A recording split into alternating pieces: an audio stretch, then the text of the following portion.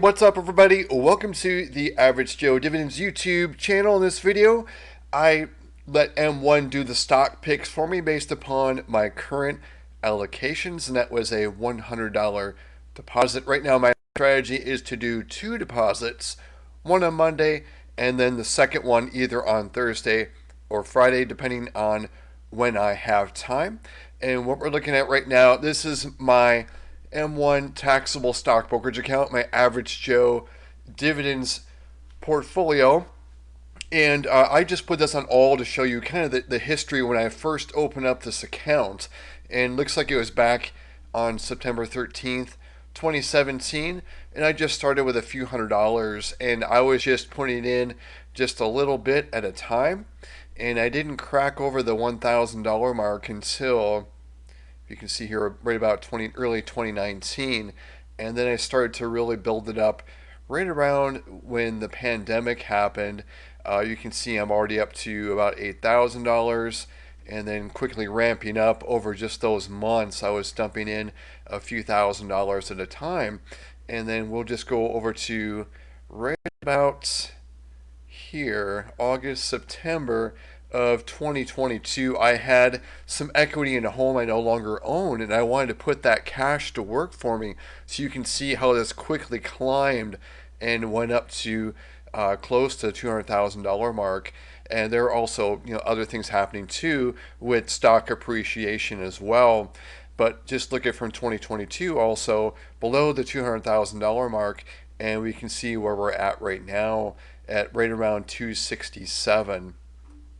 So I'll go over the last year, but that was just to give you some historicals on that. In this portfolio, this is about 15% of my total net worth. Most of my net worth is in total stock market indexes like VU and VTI over at Vanguard, and we'll get more into that in a little bit. We can see over the last year, even though we've been dropping here, here's one of these kind of troughs again that we had a high back mid-October, but it looks like we've been kind of slowly descending, and that's okay with me because I'm buying stocks more on sale. I'm getting more fractional shares as a result. But you can see just over the last year we've had a couple dips in here, and this is normal. This is normal for stock investing. I always count on the possibility of a 50-55% crash happening.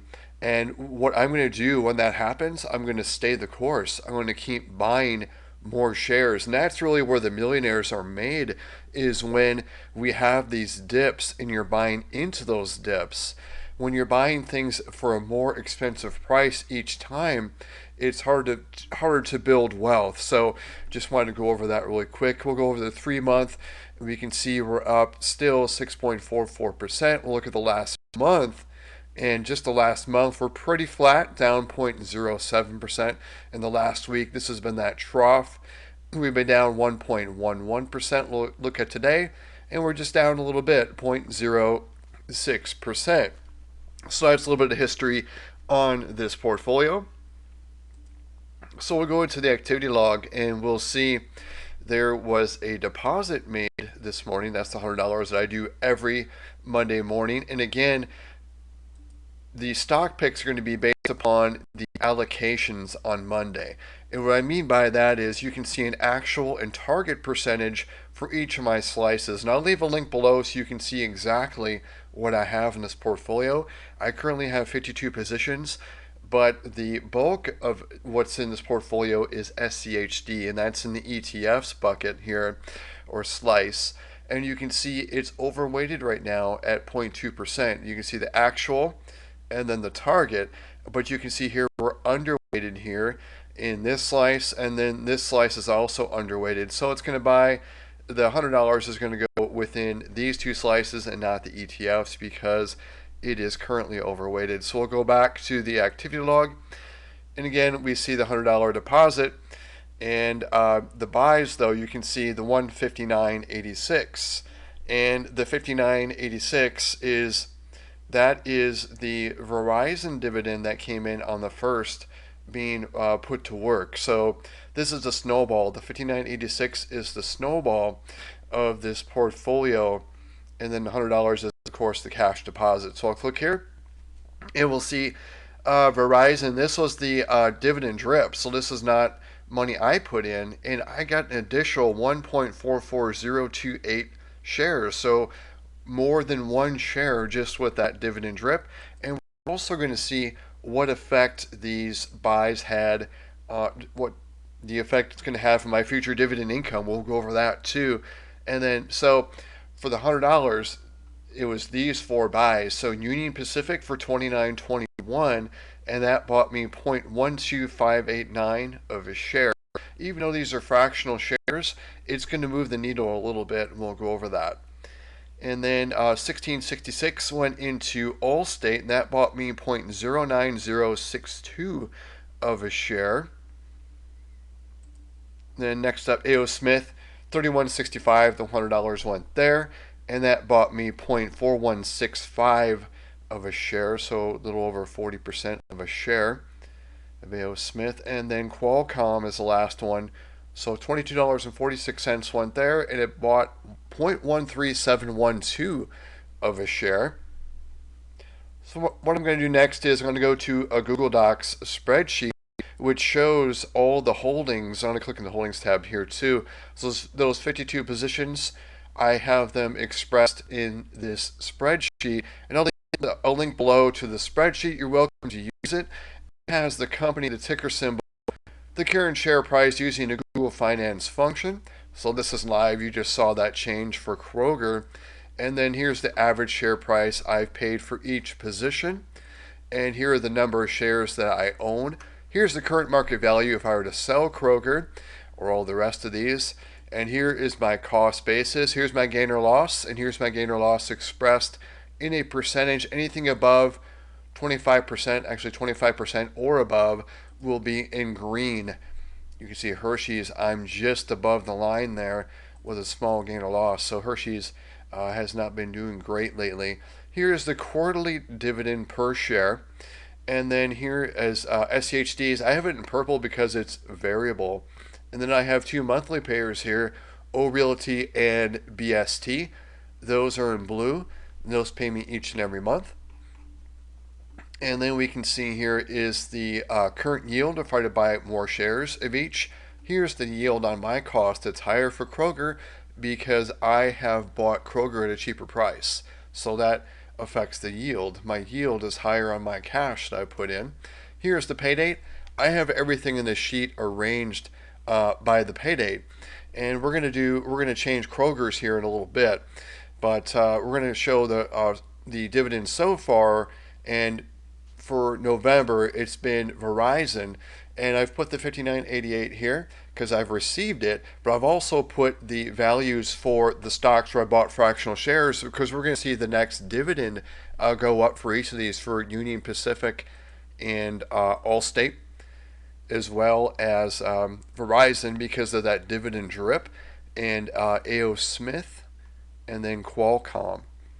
But for A.O. Smith, I guarantee the ex-dividend date has passed, so I'll have to wait till January, or actually February. We're in the middle green right now, so we're on the Novembers. So this group will pay again in February. So the higher dividend for A.O. Smith will be in February 2025. I'm likely going to receive the 438 because I bought after the ex-dividend date. And we can see here dividends paid, and then the total dividends. I keep a tab, like for the $59.88 I received for Verizon, I put plus $59.88, and then on the 6th I'll receive PNC's dividend $8.34, so I'll put a plus $8.34 there. And we're going to see the next dividend as I drip them, it just keeps going up and up. And we're going to see Verizon go up quite a bit because I bought over a share, and it's going to be I think it was 1.4 shares I bought. It'll be 1.4 essentially times 0.68 added to this to come up with the new dividend. And here is the last increase. For Verizon, the last increase was announced September. It was a 2% increase, but you can see like American Express, they had a 16% increase. And look at Costco, 13. So some of them pay lower increase and some pay double digit. Then here's the month that they likely announce it. Oracle doesn't pay, they don't increase their dividend every year, so I put VAR, which means variable. Same with Realty, they actually raise their dividend multiple times a year, so it's variable. It's not a specific month in which they increase their dividend. I'm going to scroll down here to show you a couple other things this sheet does, and here's the market value of the portfolio live. Here's the cost basis. There is a little bit of disconnect between this and M1 because it's using Google to pull the numbers in M1. I'm not sure where they're pulling their numbers. So, but when they close though, they'll close at the same. So they're off by a little bit because the market's constantly changing. So we can see here's the cost basis. Here is my gain or loss, including the dividends. Here's the average yield percentage of the portfolio. Here is the average yield on my cost. And then this, I have to put this little table here because BST and O, as I rearrange these, they move around. And to get a quarterly total, I have to add in those monthly payers twice to this. You can see the H60 times 2. That's this to add in 2 more months of O and BST. Otherwise, in this column, they're only adding in 1 month of O and BST when I need 3 months, and that's why I do that. I get the total, and that was the best way I could come up with that, by using the VLOOKUP off their names and then adding them in 2 more times into the next dividend to get that. So that's what's going on there. And then here's the monthly cash flow average. Right now, this portfolio is averaging $999.13. Of course, it doesn't pay an even $999.13 every month. The first 2 months pay a lower dividend of the quarter, and then the last month pays a lot more. That's just how it works. Most companies pay their dividend in the last month of the quarter. And then you can see here's the quarterly cash flow average, and here's the annual, almost back up to 12,000. So the reason I put this out here is this is going to increase as we pull the data from M1.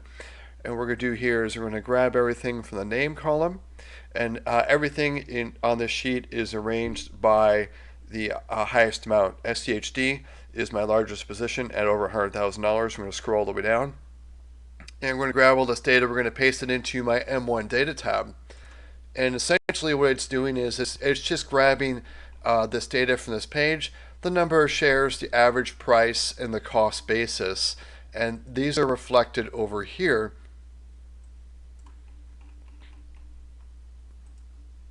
Average share price, number of shares, and cost basis. You can see the VLOOKUPs for each of those. And it's going to pull it from the M1 data tab. And we're going to paste that in there. You can see the shares, cost basis, and average. SCHD is not going to change because we didn't buy any fractional shares for SCHD.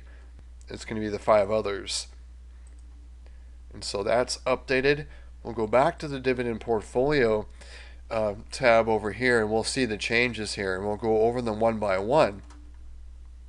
And we can see first up, Union Pacific, the next dividend at the end of December is going to be $5.79. It was $5.62, so it's gone up.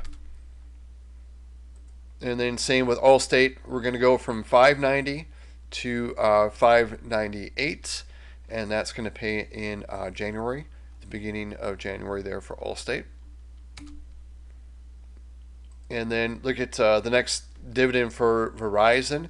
It's gone over the $60 mark, so $60.86, nearly $1 in difference just with that drip alone. So this one's now paying a little over $20 a month on average since this pays quarterly.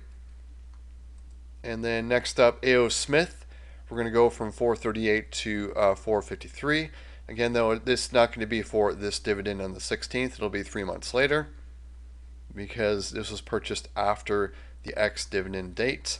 And then we see finally Qualcomm is going to go from $7.12 to $7.23. You can see every little bit helps and just keeps pushing those numbers higher and higher. And we can see the new monthly cash flow average now is $999.62 from $999.13. So getting close to that $1,000 a month in monthly cash flow average.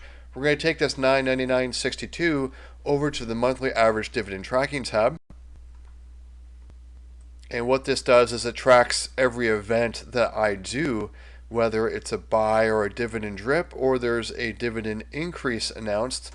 And I already put this in a $100 deposit and the Verizon dividend. So here's the new monthly average at 999.62, and then the end results to income. So this added an additional 49 cents of monthly income going forward, and that's every month going forward. This one event changed my income.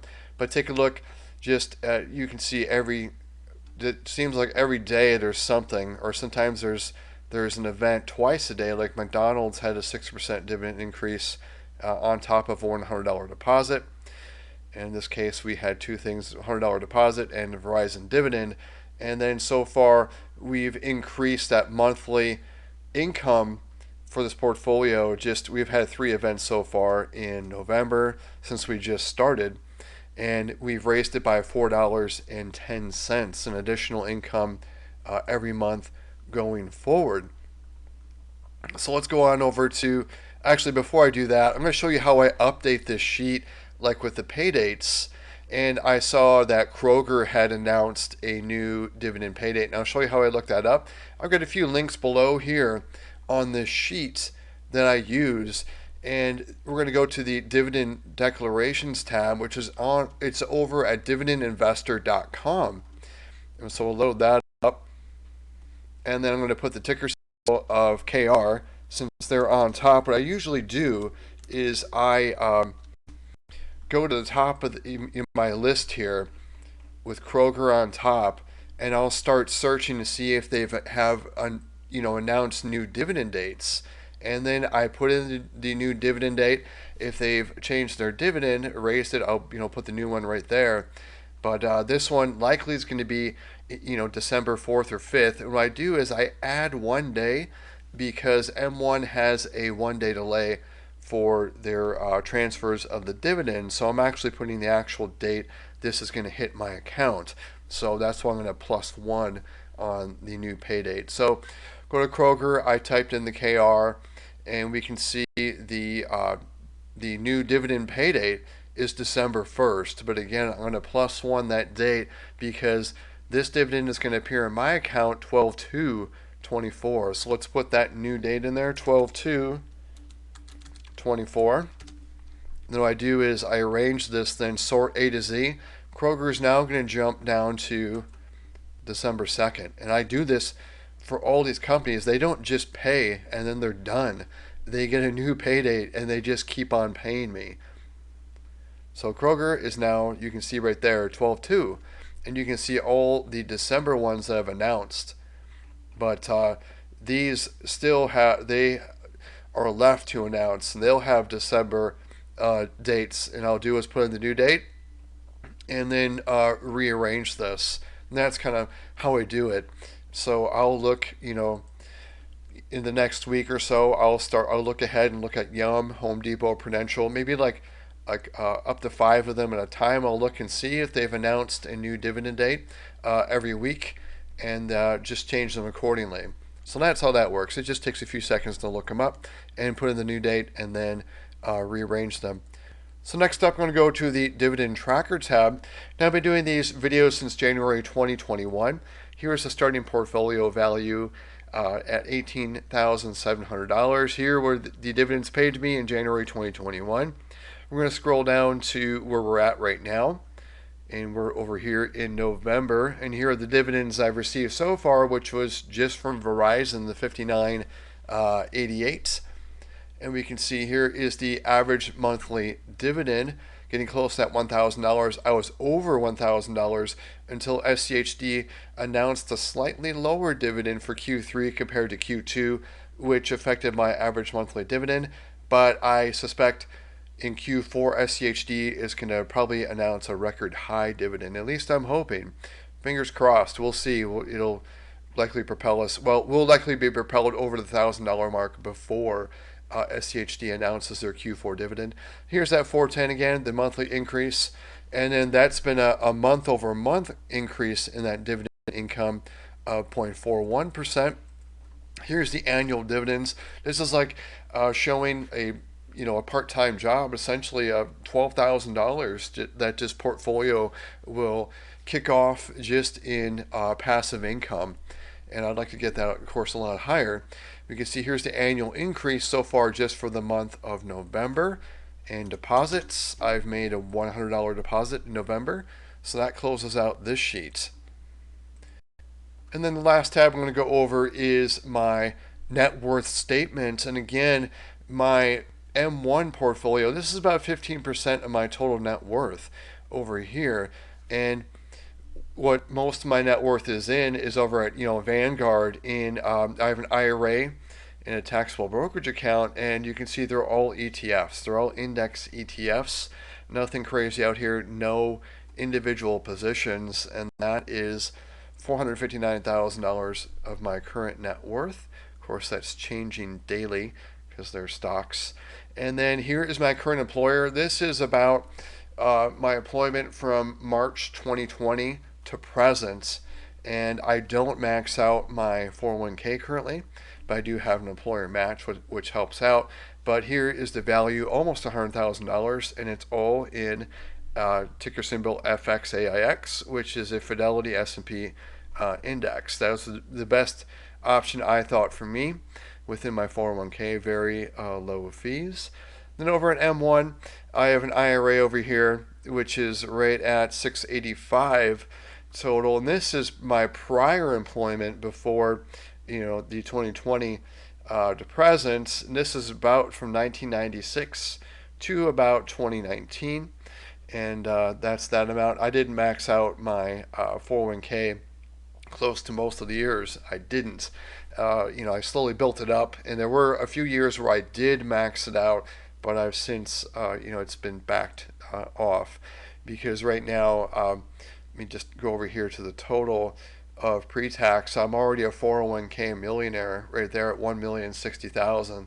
That counts up all my IRAs and 401ks. So that's why I've kind of backed it off, and that's a personal choice for me because I think I don't want to call myself Coast Fire or Coast Fi, but I've done pretty well, for my savings for 59 and a half and older. So, and over here is the taxable brokerage account M1 that we went over in detail.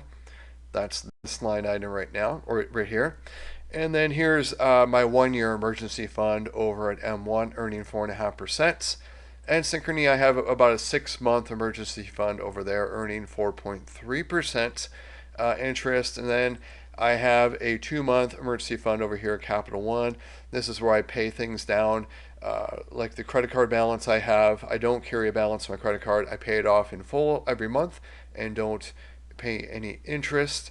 And then I also pay, for other things like my mortgage, out of this checking account right here. And here's liability. Really, all I have right now is my mortgage at 178K, and I've been trying to pay that down quickly.